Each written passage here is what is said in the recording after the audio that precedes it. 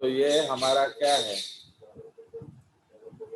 So this is our, जो ये structure हमने देखा, this blue layer is your cytotrophoblast, जो सेल्यूलर होता है। ओके, एंड जो लाइट ब्लू या पर्पल लेयर है, जो भी आप, लाइट ब्लू है शायद ये, तो उसको हम सिंसिशियोट्रोफोब्लास्ट बोलेंगे। एंड जो आपका ब्लड मैंने टिश्यू के अंदर घुसने का कोशिश कर रहा है, एंड क्या बनाएगा, ये जो पॉइंटेड पॉइंटेड स्ट्रक्चर बन रहा है, this is called your chorionic villi. Okay, इसको हम लोग कॉरियोनिक विलाई बोलते हैं। अब ये जो amnion, this whole blue layer is called amnion. तो एमनियन में एमनियोटिक फ्लूइड आ जाता है। योक सैक में अगर कोई ओविपेरस एनिमल है तो उसका योक आएगा, बट हमारे केस में वो एक्चुअली योक है नहीं, तो इसलिए हमारा योक सैक खाली रहेगा एंड वो छोटा हो जाएगा बाद में आगे। ठीक है,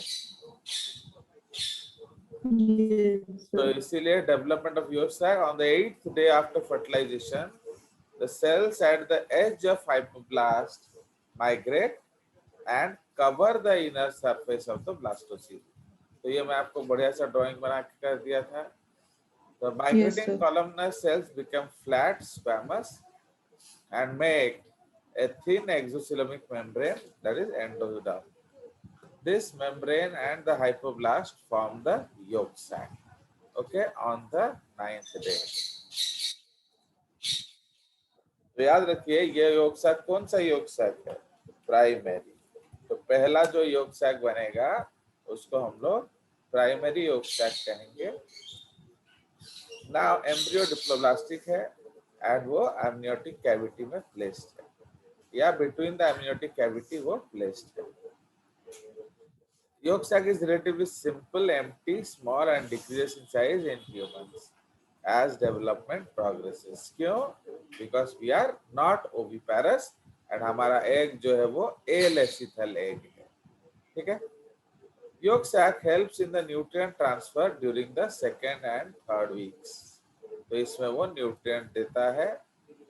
It is the source of blood cells, because ये सब आपका question area है। What is the function of yolk sac? So it is the source for blood cells and from the, पर पहले blood cell formation, actually इसको हम लोग को लिखना चाहिए, it is the source of blood cell formation. Okay, from the 3rd week to 6th week. उसके बाद क्या होता है, आपका लिवर टेक ओवर करता है। इसलिए अगर आपका क्वेश्चन आएगा which is the first erythropoietic organ, तो आप क्या बोलेंगे? लिवर। हाँ, योक सैक। जो फर्स्ट एरिथ्रोपोइटिक ऑर्गन है वो है योक सैक। उसके बाद कौन आएगा? उसके बाद आएगा आपका लिवर। ठीक है, चलिए, so this is the case. Now उसके बाद contains the primordial germ cells. ये क्या है बोलिए? primordial germ cells बताइए, what are primordial germ cells? embryonic. हाँ बोलो। They are extra embryonic. नहीं, वो करेंगे क्या? ऑब्वियसली एक्स्ट्रा एम्ब्रियोनिक है। जब योग सैक है तो वो एक्स्ट्रा एम्ब्रियोनिक ही होगा ना, बट वो एक्चुअली क्या करेंगे? What is the function of primordial germ cells?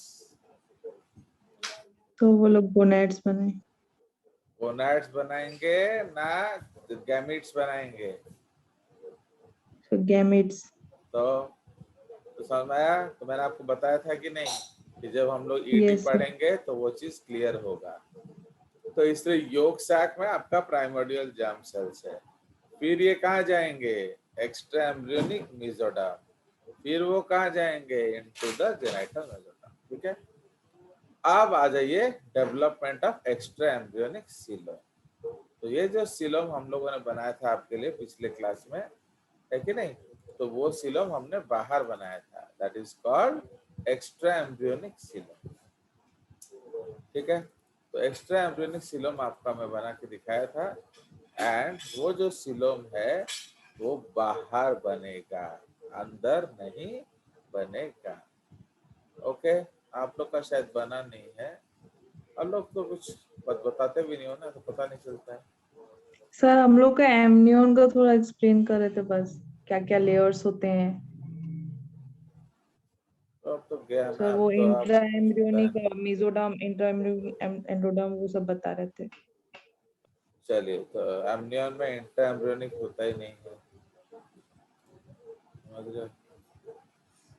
Amnion में नहीं होता सर, वो एम्ब्रियो में होता है। सो आपका जो ये हम लोग देख रहे थे ड्राइंग्स,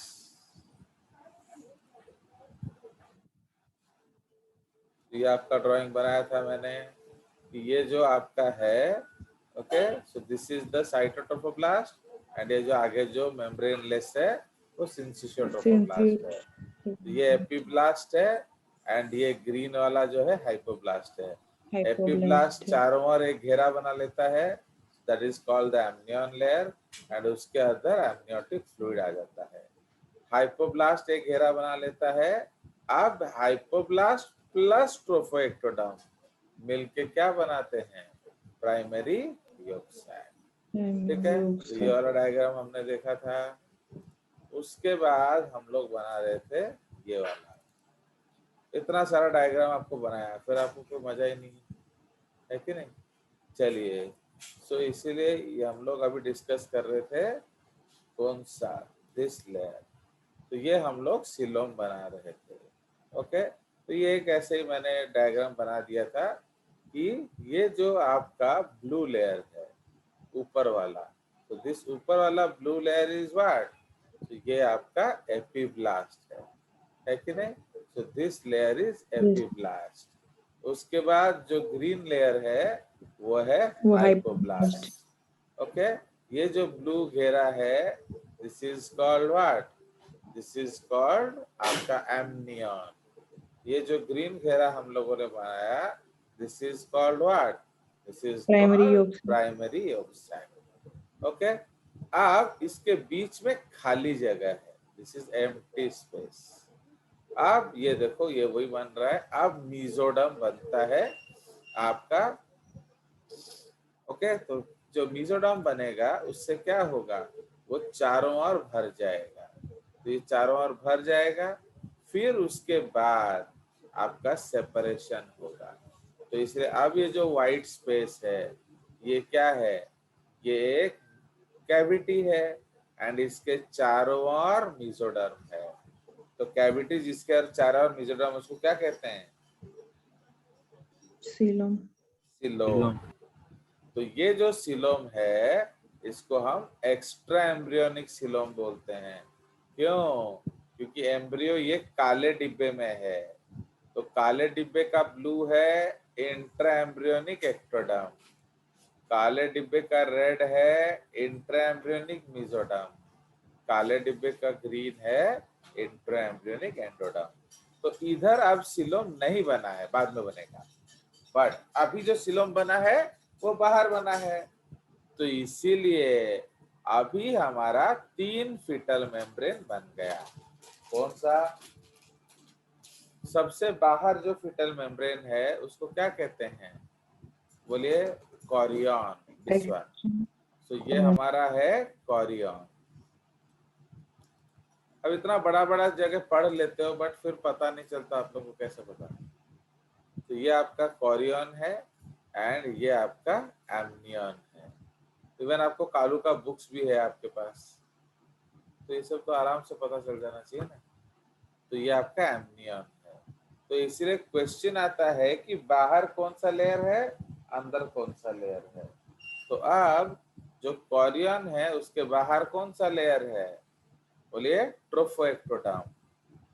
ओके, तो ट्रोफोएक्टोडर्म जो है वो एम्ब्रियो के बाहर है, इसलिए उसको हम कहते हैं एक्स्ट्रा एम्ब्रियोनिक एक्टोडर्म। एंड जो रेड वाला लेयर है वो मेसोडर्म है, that is called extra embryonic mesoderm. तो जो मेसोडर्म आपका एक्टोडर्म के साथ मिलता है उसको सोमैटोप्लूरिक मेसोडर्म बोलते हैं, एंड जो मेसोडर्म डाइजेस्टिव सिस्टम या हाइपोब्लास्ट के साथ मिलता है तो दैट इज कॉल्ड स्प्लैंक्नोप्लूरिक मेसोडर्म। समझ रहे हो? तो यहाँ स्प्लैंक्नोप्लूरिक मेसोडर्म है एंड ये दोनों सोमैटोप्लूरिक मेसोडर्म है। अब ये हो गया हमारा पहला layer, chorion. Fine, so this is our first layer, chorion. अब उसके बाद सेकेंड लेयर कौन सा है हमारा? एमनियन। तो एमनियन में क्या है? बाहर मेसोडर्म है एंड अंदर एक्टोडर्म, ठीक है। एंड अभी एलेंटोइस योग सैक कॉमन है, क्यों? अभी बीच में स्प्लिटिंग होगा, तो इसलिए एमेलेंटोइस एंड योग सैक इस डायग्राम में कॉमन है, ठीक है। एंड दोनों में क्या है? अंदर है एंडोडर्म या एक्स्ट्रा एम्ब्रियोनिक एंडोडर्म, बाहर है मेसोडर्म, ठीक है। सो this is the diagram which is very very important for you. इसके बाद जो डायग्राम बनेगा वो आपका अल्टीमेट डायग्राम हो जाता है, जो आपको बुक्स में भी मिल जाएगा, ये वाला। So this diagram you will get in the books, ठीक है। तो एग्जैक्टली सेम चीज है, यहाँ क्या है? एम्ब्रियो बन गया है, इसलिए ये जो है उसका हेड साइड है, ये उसका टेल साइड है। एंड आप देखिए आपका इधर क्या हो गया? yolk sac एंड allantois अलग अलग हो गया, ठीक है। So now yolk sac and allantois are separate. Now अगर हम बनाएं तो ये है आपका yolk sac, ओके, एंड ये है आपका allantois एंड ये है आपका amnion, ओके, ये आपका amnion है एंड ये हो गया क्या? chorion। Fine, so these are all guaranteed questions. चलिए, तो ये आपका फीटल मेम्ब्रेन है एंड ये बीच में सीलोम है, ठीक है।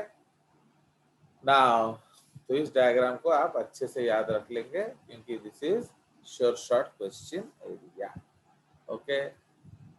बिकॉज ये आपका इवन ट्रूमेंस वुमेंस में डायग्राम ये वाला मिल जाएगा, बाकी मिलेगा कि नहीं कोई गारंटी नहीं है। आप ये देख रहे हो अंदर, तो ये है primitive gut, okay. So this is primitive gut, मतलब primitive digestive system, okay. Means यही आगे मॉडिफाई करके क्या बनेगा? Digestive system, okay. Is it clear?